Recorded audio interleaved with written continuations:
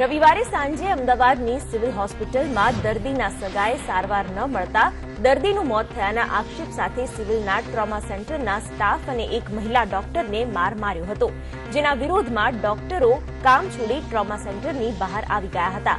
અકસ્માતમાં દર્દી લાલતાગીરીને માથામાં ગંભીર ઈજાઓ થઈ હતી।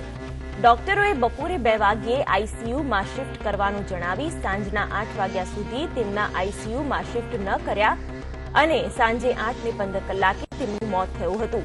દર્દીના મોત બાદ 70 થી 100 માણસોના ટોળાએ સિક્યોરિટીના 2 ગાર્ડ સહિત સર્જરીના રેસિડેન્ટ ડોક્ટર ઝલકને માર માર્યો હતો।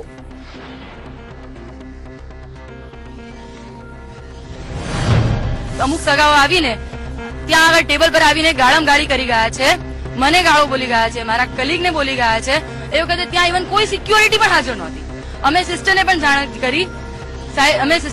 કરી અને સિસ્ટરને તરત જ બહાર મોકલ્યા કે પહેલા તમે કોઈ અહીંયા સિક્યોરિટી બોલાવડાવો, પછી જ અમે કંઈક કરીશું। ગાળાગાળી ઉપરાંત મારપીટ કે એવો કોઈ બનાવ ખરો? 5 વાગ્યાની વાત છે બરાબર। એના પછી દર્દી લગભગ 7 વાગ્યાની આસપાસ એક્સપાયર થઈ ગયું। એ વખતે ખૂબ સિરિયસ હતું અને એક્સપાયર થઈ ગયું 7 વાગે, એટલે એનું બધું અમે કામ પતાવ્યું દર્દીનું। અને પછી 8 વાગે લગભગ 50 લોકો આવી ગયા ટ્રોમા સેન્ટર પર। મારા સાહેબ પણ અમારી સાથે હતા, એમને પણ ગાળો દઈ ગયા અને એમાં જ બધા જ ગમે તેમ આવીને બોલતા હતા, ગમે તેમ હાથ કરતા હતા। અને એમાંથી જ એક બેન આવી વચ્ચે આવી મને ખેંચી ગઈ, મારું શર્ટ વાળવા પ્રયત્ન કર્યો, મારી ચેન તોડીને લઈ ગઈ, પણ એમાંના જ પાછા મને ટોળામાં લઈ ગઈ તો એમાંના 3-4 જણાએ મને છોડાવી દીધી। ये इतनी शर्मनाक बात है कि आया था और उसके चक्कर में एक फीमेल रेजिडेंट को बीच में खड़ा करके उसके कपड़े फाड़ने की कोशिश करी है। उन लोगों ने उसकी चेन खींची है, उसके गले पे इतने जख्म आए हुए हैं। क्या मतलब एक लड़की के साथ ऐसा ट्रीटमेंट करा जा सकता है, वो भी जो आपका इलाज करने की कोशिश करी है? मतलब मैं भी अपना घर छोड़ के यहाँ पे आई हूँ, कल से मुझे बहुत डर लगेगा यहाँ पे काम करने में। આવા બનાવો વારંવાર બન્યા જ રાખે છે અને હજી બી બનતા રહેશે જો કઈ એક્શન્સ નહીં લેવાય તો। અમે લોકો 24 hours અહીંયા તમને સેવા આપતા હોય તો એટલીસ્ટ 24 hours ની સિક્યોરિટી એક્સપેક્ટ કરીએ ને તમારી પાસેથી। અમને ડોક્ટરોના પ્રોટેક્શન માટે કોઈ પણ લો જોઈએ કે કોઈ પણ માણસ ડોક્ટરની સામે હાથ ઉઠાવતા પહેલા 100 વાર વિચારે। આજના બનાવ પછી કોઈ એવા કાયદાઓ બનાવો કે કોઈ પણ વ્યક્તિ છે ડોક્ટર ઉપર હાથ ઉપાડતા પહેલા કે ડોક્ટરની સામે એક શબ્દ બોલતા બી પહેલા 100 વખત વિચાર કરે। એવી સજા હોવી જોઈએ કે જેથી ડોક્ટરની સામે બોલતા પહેલા એમને ખુદને ડર હોવો જોઈએ। અહીંની પબ્લિકને ડોક્ટરની ઉપર હાથાપાઈ કરવાની કે મારમારી કરવાની કે ઈજા કરવાની બધી છૂટ આપવામાં આવી છે। જ્યાં સુધી જે લોકો હુમલો કર્યો એમને સખતમાં સખત કાયદાકીય રીતે પગલાં લેવામાં નહીં આવે અને બીજી વખત આ રીતે ના થાય એની સંપૂર્ણપણે ઇફેક્ટ ના આવે ત્યાં સુધી અમે હડતાળ ચાલી રાખીશું। મારા વોર્ડમાં મારી સાથે ને મારા 2-3 કલીગ સાથે આવી રીતે દર્દીના સગાઓએ આવી રીતે અમારા પર આવી રીતે હાથાપાઈ કરી હતી, તો એની મેં પોલીસમાં કમ્પ્લેન પણ કરી હતી, પણ પોલીસ હું ત્યાં ગયો, ત્યાં કમ્પ્લેન કરી નોંધાવી, પછી તો કોઈ રિસ્પોન્સ નહીં આવ્યો ત્યાંથી। અને અમારે અહીંયા કામ વર્કિંગ લોડ એટલું રહે છે કે મારે અમુક વાર ત્યાં જવાનો એક વાર અમુક ટાઈમ પણ નહીં રહેતો। હું મેડિસિન વિભાગમાં 3rd યર રેસિડેન્ટ છું। આજથી 1.5 મહિના પહેલાની વાત છે, ફેબ્રુઆરી મહિનામાં સવારના 8 વાગ્યાના સુમારે એક પેશન્ટ એવી રીતે એક્સપાયર થયું હતું, સિરિયસ હાલતમાં હતું। એ વખતે પણ દર્દીના 40-50 જેટલા સગા એક સાથે આવીને મારા આગળ આવીને ધમકી ભર્યા વર્ડ્સ યુઝ કર્યા હતા। મેં મારી જાતને ગમે તે બચાવી લીધી, પણ તે વખતે પણ કોઈ જાતનું સિક્યુરિટી એક્શન લેવામાં આવ્યું। મુખ્યમંત્રી વિજય રૂપાણીએ સિનિયર સિટીઝન માટે મોટી જાહેરાત કરી છે। મુખ્યમંત્રીએ કહ્યું કે યાત્રાએ જવા માંગતા સિનિયર સિટીઝન લોકો માટે 50% ખર્ચ સરકાર આપશે। આ સાથે જ સીએમએ વિદ્યાર્થીઓ માટે પણ મોટી જાહેરાત કરી છે। રાજ્યમાં ધોરણ 12 પાસ થયેલા વિદ્યાર્થી માટે ટેબ્લેટ આપવાની જાહેરાત કરી છે। રાજ્ય સરકાર 8000નું ટેબ્લેટ માત્ર 1000માં આપશે। રાજ્યના 4 લાખ જેટલા વિદ્યાર્થીઓને આનો લાભ મળશે। અમદાવાદ ખાતે યોજાયેલા એક કાર્યક્રમમાં મુખ્યમંત્રી વિજય રૂપાણીએ આ જાહેરાત કરી હતી।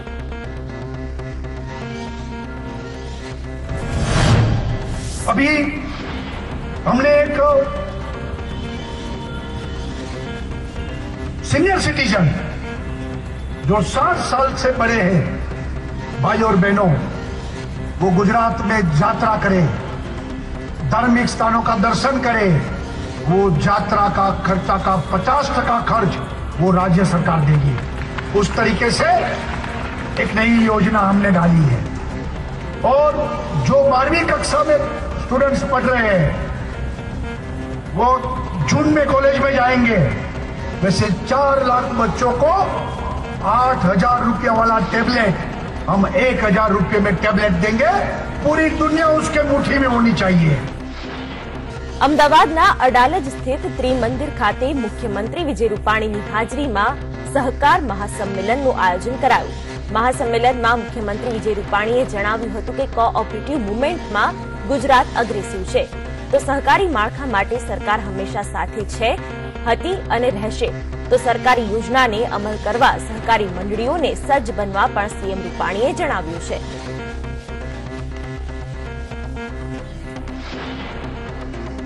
વિશ્વ હિન્દુ પરિષદ દ્વારા અમદાવાદના જીએમડીસી ગ્રાઉન્ડમાં વિશાળ સંમેલનનું આયોજન કરવામાં આવ્યું।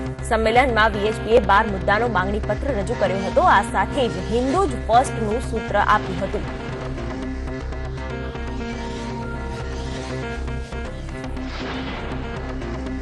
રાજ્યકક્ષાના મંત્રી જયંત સિંહાએ સુરત એરપોર્ટની મુલાકાત લીધી હતી, જેમાં સ્પાઇસ જેટના કાર્યક્રમમાં જયંત સિંહાએ સુરતથી દિલ્હી વચ્ચે સ્પાઇસ જેટની શરૂઆત કરાવી હતી। જયંત સિંહાની સુરત એરપોર્ટ મુલાકાત બાદ સુરતમાં ડોમેસ્ટિક સાથે આંતરરાષ્ટ્રીય ફ્લાઇટ મળવાના સંકેત મળ્યા છે। જયંત સિંહાએ કસ્ટમ સુવિધા માટે સુરત એરપોર્ટ પર 4 અધિકારીઓની મુલાકાત લઈ ટર્મિનલ બિલ્ડિંગની કામગીરીનું નિરીક્ષણ પણ કર્યું હતું।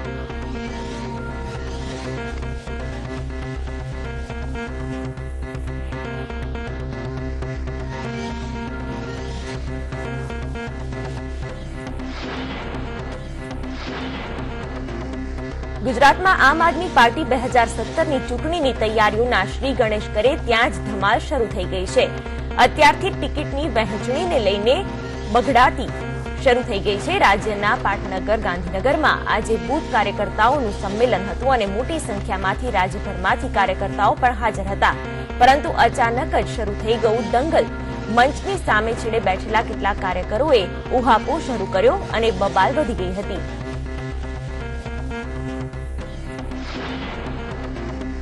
અમદાવાદના હાટકેશ્વર વિસ્તારમાં 8 થી 10 જેટલા અજાણ્યા શખ્સો દ્વારા પાન પાર્લર ચલાવનાર એક વ્યક્તિ પર જીવલેણ હુમલો કર્યો છે।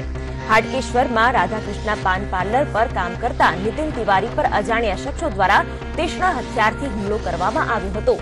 પાડોશના દુકાનદારે અંગત અદાવતમાં આ યુવક પર હુમલો કર્યો હોવાની માહિતી સામે આવી છે।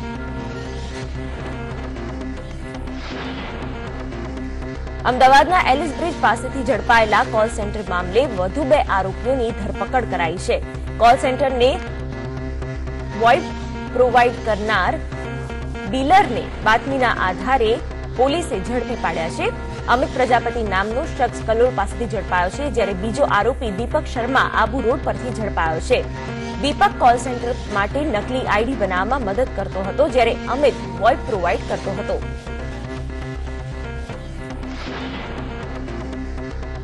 વડોદરાના જાંબુઆ બ્રિજ પર રાજસ્થાનથી મુંબઈ જતી લક્ઝરી બસને અકસ્માત નડ્યો છે। બ્રિજની 2 રેલિંગની ગેપ વચ્ચે બસ ડિવાઈડર પર ચડી ગઈ હતી। મળતી માહિતી પ્રમાણે બસનું ટાયર ફાટતા આ બસ પરથી ડ્રાઈવરે કાબુ ગુમાવ્યો હતો। ટાયર ફાટતા બસ બ્રિજની 2 રેલિંગની ગેપ વચ્ચેના ડિવાઈડર પર ચડી ગઈ હતી। આ અકસ્માતમાં ડ્રાઈવર સહિત 7 લોકોને સામાન્ય ઈજા પહોંચી છે। બ્રિજ પર કલાકો સુધી ટ્રાફિક જામ સર્જાયો હતો।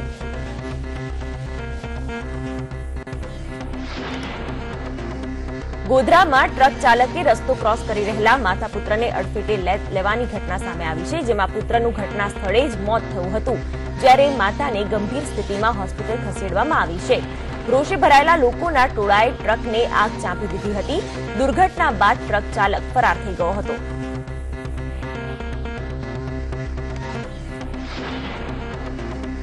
અંકલેશ્વરના મહાવીર માર્કેટમાં એક સ્ક્રેપના ગોડાઉનમાં ભીષણ આગ ભભૂકી ઉઠી હતી।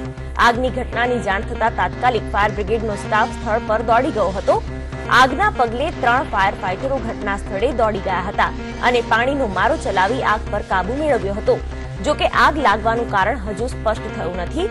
મહાવીર માર્કેટના આ સ્ક્રેપના ગોડાઉનમાં 1 મહિનામાં આ ચોથી વાર આગની ઘટના બની છે।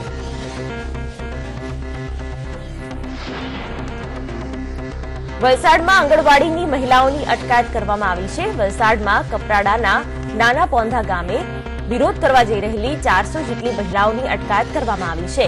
આ ઉપરાંત નેવરી નજીકથી પણ કેટલીક મહિલાઓની અટકાયત કરાઈ છે।